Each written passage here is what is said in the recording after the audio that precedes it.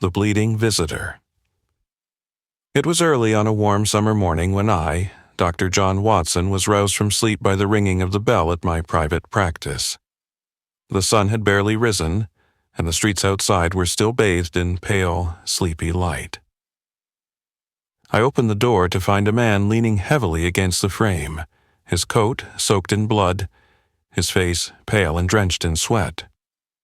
"My name is Victor Hatherley," he whispered. "I'm a hydraulic engineer, and I need help, fast." Without another word, he collapsed. I caught him as he fell and guided him into my examination room. His right arm was bandaged hastily and the blood had soaked through. I unwrapped it carefully and froze. His thumb was missing. A clean cut, surgical, fresh. I worked quickly to clean the wound and stop the bleeding, but questions swirled in my mind. What kind of accident leads to such an injury? Why was he alone? And why was his expression not just one of pain, but of fear? When I finished, I offered him a glass of brandy. His hand trembled as he drank. "You've suffered considerable trauma," I said gently. "You must rest." But he shook his head. "No, I must speak with someone who can understand what happened." He looked at me with urgency. "Do you know a Mr. Sherlock Holmes?" The engineer's tale. I wasted no time. Once Mr. Victor Hatherley's bleeding was controlled and his mind steady enough to speak, I arranged for a cab to take us both to Baker Street. It was still early when we arrived. Holmes greeted us in his dressing gown, eyes sharp as ever. "You look as though you've had quite a night," he said, glancing at Hatherley's arm. The young engineer nodded weakly. It nearly became my last. We sat him down by the fire. Holmes gestured for him to begin. "I'm a hydraulic engineer," Hatherley said. "Recently started working on my own. Business has been slow." He leaned forward. "Then, yesterday morning, a man came to my office. A German accent. Tall, stern. His name, Colonel Lysander Stark. He offered me a job, said he needed a specialist in hydraulic presses. Offered me 50 guineas if I came that night. No details, only urgency." Holmes's brow furrowed. "And you accepted?" Hatherley hesitated. "Yes, I needed the money." He said it was a delicate matter, a secret machine he wanted fixed out in the countryside. Holmes asked, "Did you know where you were going?" Hatherley shook his head. "They sent a carriage after dark. The windows were covered. We drove for hours." Watson and I exchanged glances. He continued, "Eventually, we reached a house. Isolated, silent, dimly lit. I was shown inside. There were no servants, only Stark and his associates. One of them, a woman, looked at me with something between pity and warning." He paused, his face pale. "That house was not what it seemed." Holmes leaned forward. "Go on, Mr. Hatherley. Tell us everything." The midnight invitation. Victor Hatherley stared into the fire as he continued his story, his voice still faint but growing steadier. "The carriage stopped at what felt like the edge of the world," he said. "There was no village, no lights, just a looming house surrounded by trees. We entered through a side door, no servants, no noise." He looked at Holmes. Everything about it was off. The walls were bare, no pictures, no carpets, as if the place was only half lived in. Holmes nodded slightly, saying nothing. "Colonel Stark led me down a corridor," Hatherley continued, "and introduced me to another man, a short, heavy-set fellow with dark eyes. His name was Ferguson. He seemed to be the one actually running things, though Stark acted like he was in charge." Watson asked, "And the machine?" "They led me into a back room. There I saw a massive hydraulic press, the kind used to mold metal or crush ores. But it had no industrial markings, no paperwork, no ventilation." He paused. I asked what it was used for. They told me, compressing Fuller's earth. Clay for refining. Holmes raised an eyebrow. Fuller's earth doesn't require high pressure. Exactly, Hatherley said. And I told them that. That's when Colonel Stark's smile disappeared. He took a deep breath. They insisted I fix the pressure system, which I did. But something was wrong. The machine didn't match the purpose. The silence in the house, the sealed windows, the strange tension in the air, it felt like a trap. His eyes darkened. And then the woman returned, pale, frantic. She whispered just one word to me, leave. Holmes sat forward. And did you? Hatherley's hands trembled. I tried. The silent house, Victor Hatherley's voice lowered, his face tense as he relived the night. I told Colonel Stark that something was wrong with the press, that it wasn't safe. He seemed agitated, said it had to be working that very night. Holmes interjected softly. Because it wasn't meant for Clay, was it? Hatherley nodded. No, I don't think so. But before I could say more, the woman appeared again. She burst into the room, eyes wide with terror. Leave now, she whispered to me. You are in danger. I stood confused. And then Colonel Stark stepped behind me and slammed the door shut. Watson's fists clenched. What did you do? I moved for the door, but it was locked. Suddenly, I felt hands behind me. They pushed me backward, toward the hydraulic press. Holmes's eyes sharpened. They meant to crush you. Yes, Hatherley whispered. There was no question. Stark activated the press, just as I twisted free, but not fast enough. He held up his bandaged arm. My thumb was caught. The machine sheared it off. The pain was blinding, but I knew, if I hesitated, I was dead. He paused to steady his breath. I ran. Through the corridor, the woman had left the front door unlatched. I heard them shouting behind me. Watson asked, How did you escape? Jumped from a window, fell hard. I must have blacked out. When I woke, I was in a field. Somehow, I stumbled into a passing cart that took me to a town. From there, I made my way to London. He looked at Holmes. They tried to kill me. I still don't know why. Holmes stood slowly, his voice like steel. We'll find out. Machines and men. Sherlock Holmes began to pace the floor of 221B Baker Street, every step in rhythm with the whirring of his thoughts. Let us review, he said. A man offers you an outrageous sum to fix a machine at night. He hides your destination. The house is silent, lifeless. The machine, meant for compressing clay, is far too powerful. You question it. They try to kill you. Watson muttered, It's not an accident. It's a cover. Holmes nodded. Indeed, that hydraulic press wasn't built to work with clay. It was designed for forging or crushing something valuable, but quietly. He opened a map of the countryside and traced possible routes from London. You said the journey took over an hour. You were likely near Eford, given the train you took afterward. He paused. These men are running an illicit operation. The secrecy, the hour, the rural location, they're hiding a machine that shouldn't exist. And they need engineers like you to maintain it, but not to talk about it. Watson said, So they use the same lie, over and over. Holmes pointed. And when someone sees too much, like Hatherley, they try to erase them. Hatherley, still pale but listening intently, asked, What do you think they were really doing? Holmes met his eyes. I suspect counterfeiting. Forging coins or plates under high pressure. That's why they needed a press. And silence. He checked his pocket watch. We haven't much time. These people move quickly. Once they know Hatherley escaped, they'll abandon the house. burn it if needed. He grabbed his coat and turned to Watson. "Get your revolver. We leave at once." A deal with no details. The train to Ayford moved swiftly through the morning haze.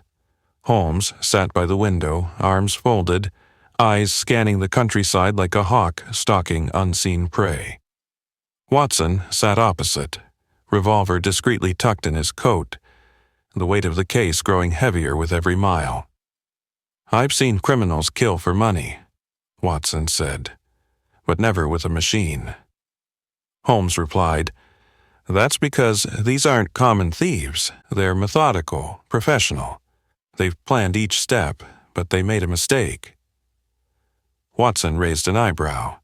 "Bringing Hatherley?" Holmes nodded. "Yes, they needed expertise, but underestimated what a frightened man could survive. Or remember." They arrived in Ayford just past noon. The station was small, no more than a platform and a shed.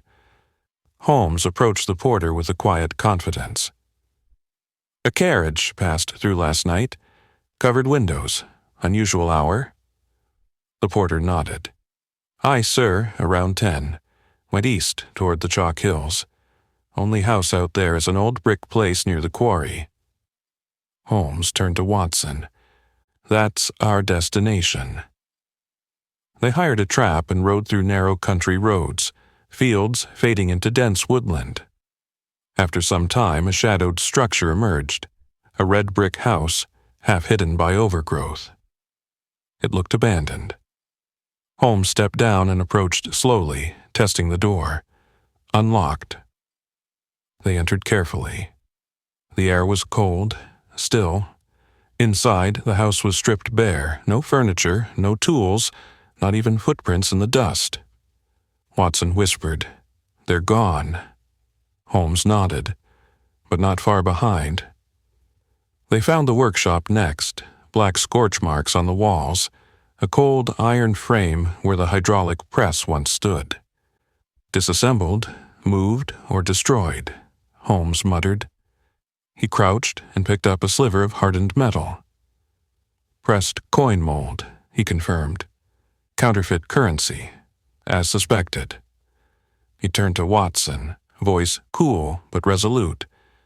"We missed them by hours, but their operation is over." A locked room. Holmes stepped carefully over the scorched floor of the workshop, his eyes scanning every detail. Though the counterfeiters had cleared the building with remarkable efficiency, traces remained. Watson stood guard at the door, revolver still in hand. "They knew we'd come," Holmes said, "and they left nothing. Or so they believed." He knelt beside the wall where the hydraulic press had once stood. In the charred debris, he found a twisted piece of copper tubing, blackened at the edges. "Not clay processing," he muttered. "This was a high-pressure system, built to mint or stamp." He moved into the next room, a bare chamber with a heavy iron door hanging from one hinge. It led to a narrow space, likely the room Victor Hatherley had been taken to before the attack. Holmes pointed to the frame. "Forced from the inside, that's how he escaped." Then, he spotted something on the floor, a small dark smear barely visible against the wooden planks. "Blood," he said. "His. They didn't even clean that." Watson stepped closer. "What now?" Holmes replied, "We look for where they went." He examined the hearth and found cold ash in the fireplace. Reaching in with a gloved hand, he pulled out half-burned scraps, parchment, and what appeared to be a foreign passport. "German," he said. "Their true identity, perhaps. False names for a false trade." He turned toward the window and scanned the horizon. They escaped by cart, likely south. There are ports along the coast. Watson asked, "Do we pursue?" Holmes shook his head. "They'll vanish for now. But we've broken their machine, their cover. They'll run. And next time, they won't have time to rebuild." He looked around the room once more, the air now heavy with dust and ash. "The house is dead," he said, "but it nearly claimed a life." The escape. Holmes and Watson returned to London that evening, the sky heavy with the dull orange of city twilight. Upon reaching Baker Street, they found Victor Hatherley waiting, his right hand still wrapped, his eyes alert with expectation. Holmes removed his coat and said without ceremony, "You were not imagining it, Mr. Hatherley. The press, the house, the danger. It was all real. You were inches from death." Hatherley nodded. "But why? Why go to such trouble?" Holmes poured a cup of tea and handed it to him. "They were counterfeiters," he said, using a hydraulic press to forge coins or documents. The operation required precision and silence.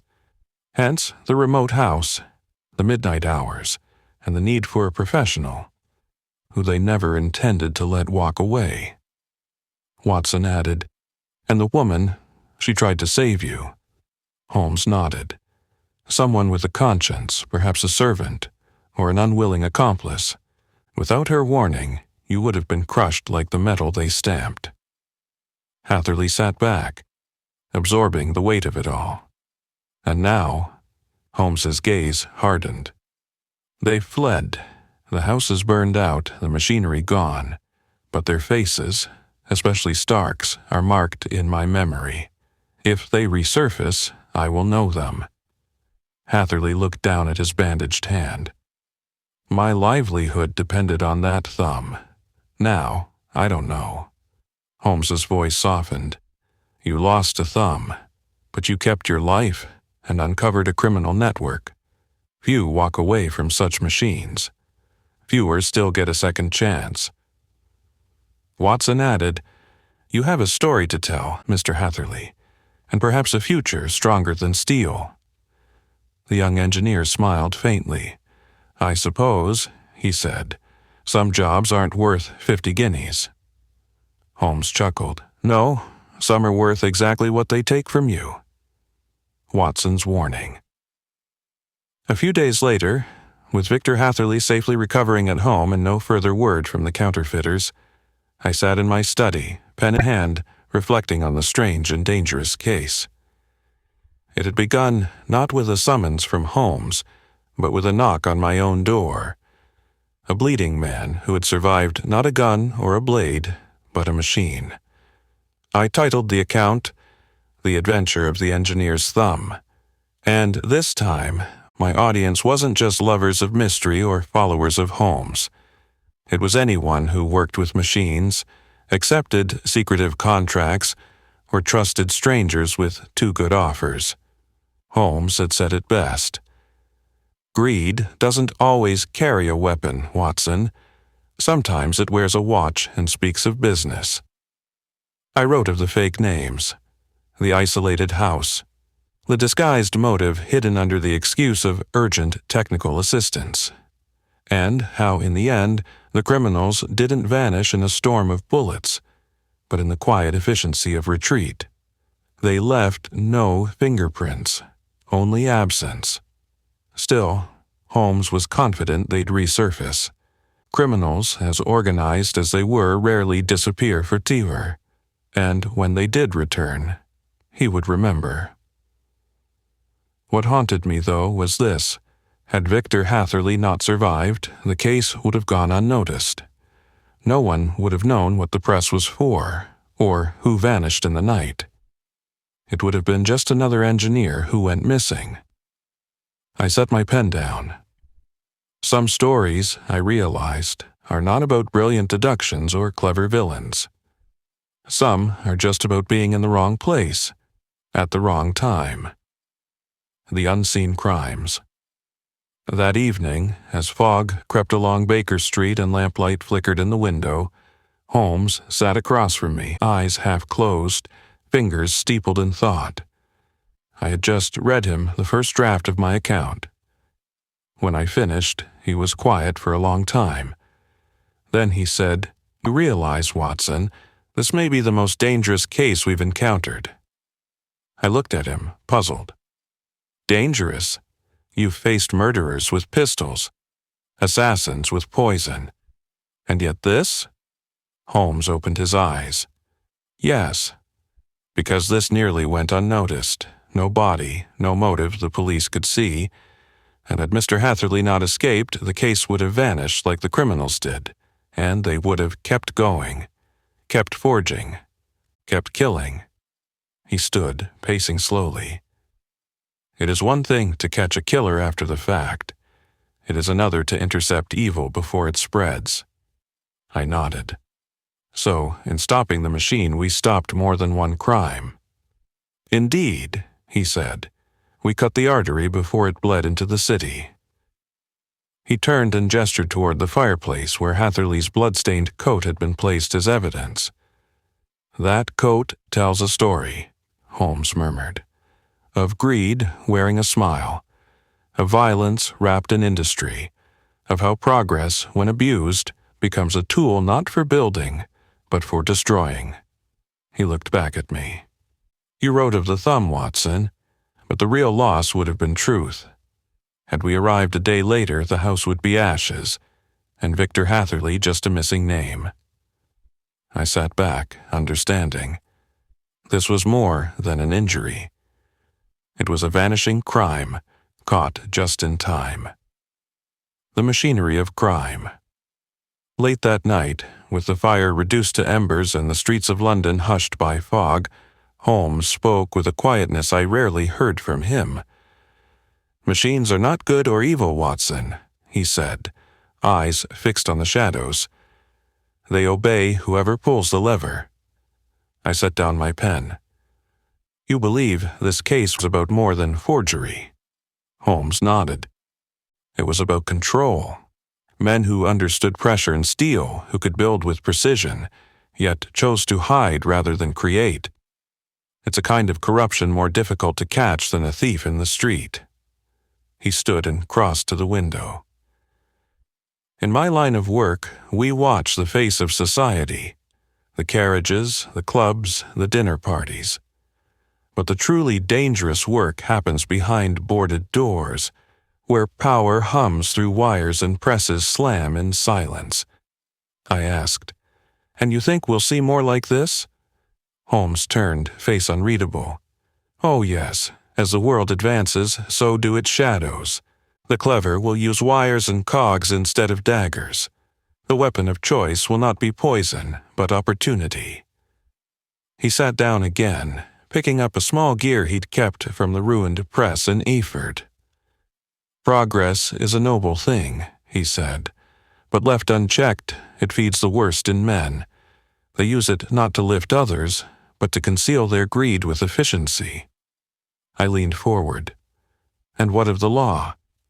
Holmes's smile was thin. The law reacts, but I prefer to arrive before the wheel turns. He tossed the gear into the fire. And every so often, stop it. A line of iron and honor. As the days passed, life on Baker Street returned to its usual rhythm. Clients came and went, the fire crackled quietly, and Holmes sat as he always had, leaned back in his chair, violin within reach, his mind never idle. I, meanwhile, closed my journal with a deeper understanding of the world we inhabited. This case, unlike so many others, had no grand villain caught, no courtroom verdict, no dramatic confession, and yet it had delivered something far rarer, a life spared. Victor Hatherley lost a thumb, but kept his dignity, his intellect, and the truth. In writing his story, I found myself thinking not just of detectives and crimes, but of engineers, workers, builders, those who shape the world with hands and thought. They are rarely sung, yet they stand at a dangerous crossroad between invention and exploitation. Holmes had called it a vanishing crime, but I saw it now as a quiet rescue, the prevention of a longer, darker series of frauds and deaths. It was, in the end, a warning that not all threats come in the form of blades or pistols. Some come as promises, wrapped in payment and secrecy. and that justice, real justice, is not always marked by arrest, but by the quiet collapse of a wicked machine. As Holmes once said, "Sometimes, Watson, our greatest victories are those the world never knows."